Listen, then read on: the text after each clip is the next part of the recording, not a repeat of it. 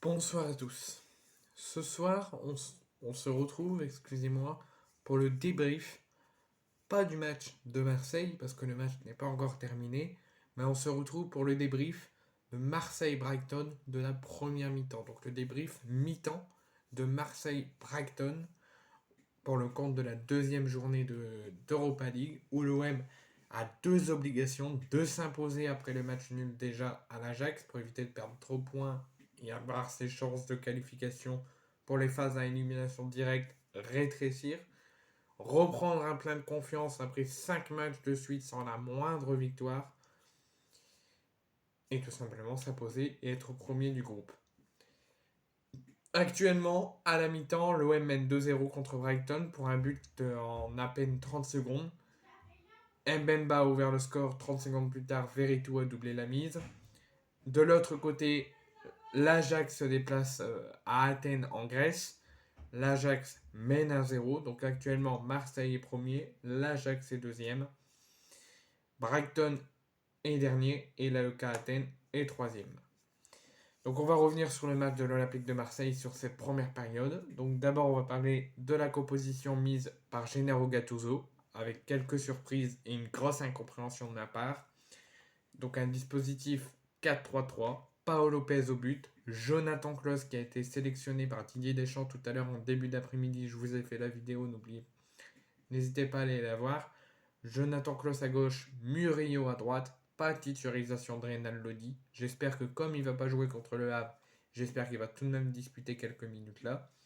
Chancel Mbemba et Balerdi en défense centrale. Au début, avant le match, quand je n'avais aucune information et que j'ai vu la composition officielle, j'étais très furieux envers Gattuso d'avoir pas mis Gigot aux côtés de Mbemba, parce que souvent, contre l'Ajax, ça a été compliqué parce qu'il y a eu beaucoup d'erreurs défensives, d'erreurs techniques, tout ça. Mais généralement, la défense Mbemba-Gigot, ça se passe merveilleusement bien. Donc j'étais très furieux envers Gattuso d'avoir choisi Balerdi et ne pas avoir choisi Gigot. Mais on a appris par les journalistes, notamment Karim Attab, le journaliste marseillais, qui nous a dit que Gigot est pas là, pas par un choix de Gattuso, mais par un choix physique et blessure. Parce qu'il est touché à une côte, il a ressenti une gêne à une côte avant ce match, et il n'a pas été considéré à 100% et apte pour être présent sur la feuille de match. Donc c'est pour ça qu'il n'est ni sur le terrain ni sur le banc. Il est blessé à une côte et il est également très incertain pour le match contre le Havre au Vélodrome dimanche. Ensuite, milieu de terrain très spécial, très inédit. Amin Harit aux côtés de Rongier et de Veretout. Amin Harit n'a jamais, depuis Igor Tudor, n'a jamais joué au milieu de terrain. Il a tout le temps joué au niveau offensif, mais au niveau attaque, aux côtés de l'attaquant. Là, il joue au milieu, aux côtés de Rongier et de Veretout. Attaquant, là ça m'énerve un petit peu, Iliman Ndiaye à gauche, Correa à droite, Aubameyang en pointe. C'est une belle attaque, ça peut aller très vite, surtout avec Ndiaye qui court très vite et Aubameyang qui court très vite aussi pour aller chercher le ballon. Donc une attaque pour moi pas mal, mais j'aurais bien évidemment espéré qu'il mette Vitinha. Il faut lui redonner de la confiance. Parce que ces entrées qu'il fait, qui sont pas bons, c'est parce qu'il joue très peu.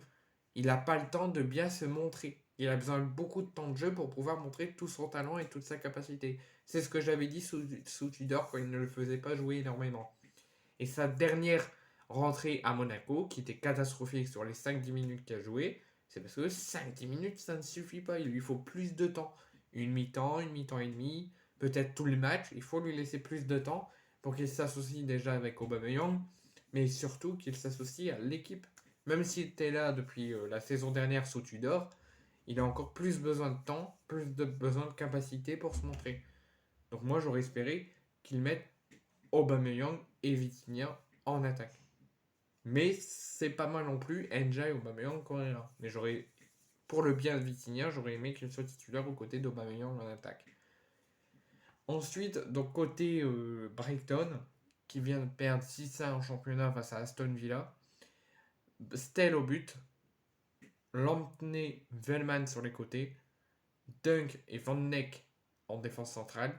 Milieu de terrain, l'ancien du Borussia Dortmund, Daoud, Grob.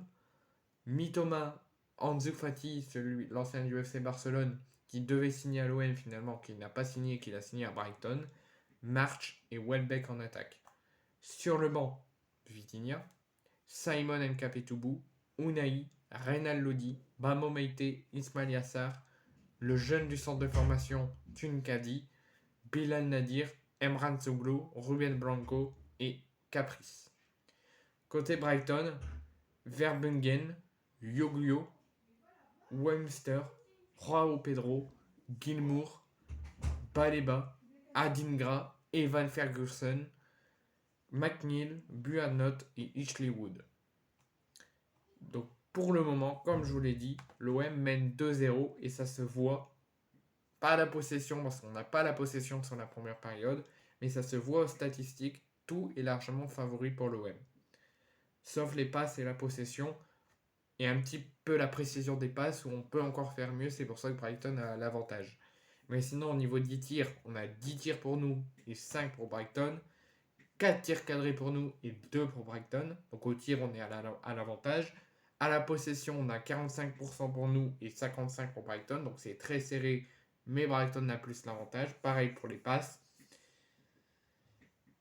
Donc pour l'instant, au niveau des statistiques, on fait un bon match, mais on doit faire plus pour qu'on puisse avoir l'avantage aux statistiques. Mais le dicton dit que ça ne veut pas dire qu'on doit être à l'avantage aux statistiques pour gagner. C'est pas parce que aux statistiques on n'est pas bon que normalement on doit être mené. Les statistiques ne veulent rien dire. C'est bon à prendre en compte, mais ça ne veut rien dire. La preuve, on n'est pas à l'avantage, on est à l'avantage qu'au tir, on n'est pas à l'avantage de la possession et on mène 2-0. Alors que normalement, si ça voudrait dire quelque chose, Brighton aurait dû être devant à la pause. Donc on va revenir sur ce premier acte de l'OM qui pour moi est sensationnel. L'OM a fait sa première période.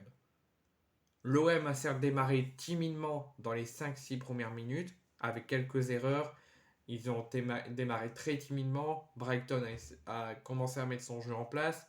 L'OM a eu énormément de mal parce que Brighton n'a pas laissé de chance à l'OM et est tout de suite rentré dedans. Mais ça n'a duré que 5 minutes.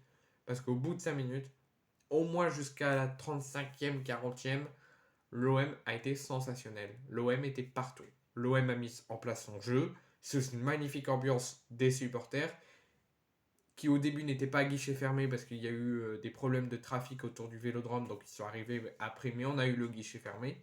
Beaucoup de chants, beaucoup d'ambiance, donc bravo les supporters, vous avez été sensationnels sur cette première période, tout comme l'équipe qui a répondu présent, qui a fait sa première période, qui a mis du jeu, de l'agressivité, pas de la possession du coup, mais l'OM était partout. Dès Brighton attaquait qui perdait le ballon, bah ça repartait en passe, en construction de jeu, en construction de balle, ça repartait en attaque. L'OM a été parfait sur cette première période. La preuve, l'OM mène 2-0 grâce à un but en même pas 30 secondes. L'OM a ouvert le score grâce à Chancel Mbemba sur un très bon centre de Klose. Et même pas 30 secondes, même pas passé une minute, l'OM mène déjà 2-0 sur la lancée. L'OM a marqué, Brighton a donné le coup d'envoi, Brighton a perdu de la balle et même pas 30 secondes après ce but, l'OM a marqué 2-0 grâce à Veretout. Donc les buteurs sont Chancel Mbemba et Veretout et ça crucifie Brighton. Brighton n'est mené que 2 buts, donc tout peut encore se passer, mais il faut conserver ce que l'OM a mis en place en première période.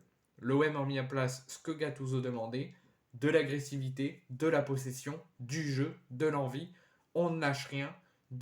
Le fait qu'à son arrivée, Gattuso y a dit, dès qu'on perd la balle et que l'équipe adverse repart en attaque, il faut tout de suite rien lâcher. On perd la balle, c'est pas grave, on va la rechercher direct. C'est ce que l'OM fait sur cette première période. L'OM est très bon dans tous les compartiments du jeu. Mes chers joueurs, pourquoi n'avez-vous pas fait ça avant? Contre Monaco. Pourquoi n'avez pas vous fait ça? Contre d'autres équipes. Alors là, contre Monaco, c'est pour ça que je garde ma vigilance, tout peut encore se passer. L'OM peut faire une deuxième période catastrophique et perdre ce match. Je ne l'espère pas. Mais si l'OM ne fait pas comme à Monaco, parce qu'à Monaco, l'OM a fait la même chose que là aujourd'hui, intensité, agressivité, envie, concentration au max. Et la deuxième période, l'OM a tout lâché, a lâché les chevaux et a fait n'importe quoi. Là, l'OM, il faut qu'il reste compact, concentré, qu'il montre toujours de l'envie, de l'agressivité, qu'il ne laisse pas jouer les Anglais de Brighton, qu'ils se foncent dedans, qu'ils laissent leur coronesse sur le terrain comme Lens face à Arsenal. Et si on fait, malgré les 5 dernières minutes, malgré un début timide et une fin de match pas très bonne, parce que l'OM s'est un petit peu fait peur, dans la globalité, l'OM mérite largement d'être devant. Maintenant, il faut être bon sur les 45 dernières minutes, jusqu'au coup de sifflet final. On ne lâche rien, on perd le ballon, on va la rechercher. On laisse nos coronesses dedans. On met la même intensité, le même jeu qu'on a mis en première période, mais sur toute la deuxième période. Et si c'est ça, l'OM aura fait son match, l'OM aura été excellent et l'OM se sera imposé. Parce que pour moi, sur la première période, l'OM a fait son show. L'OM a été sensationnel. S'est fait peur à quelques moments, mais a su tout de suite et immédiatement se rattraper. Donc là, le match vient de reprendre. Je vais vous laisser. L'OM mène 2-0. Il faut garder cette envie, cette intensité, cette agressivité. Et on gagnera ce match. Allez l'OM, vous restez concentrés jusqu'à la fin. Et vous marquez les buts et vous gagnez.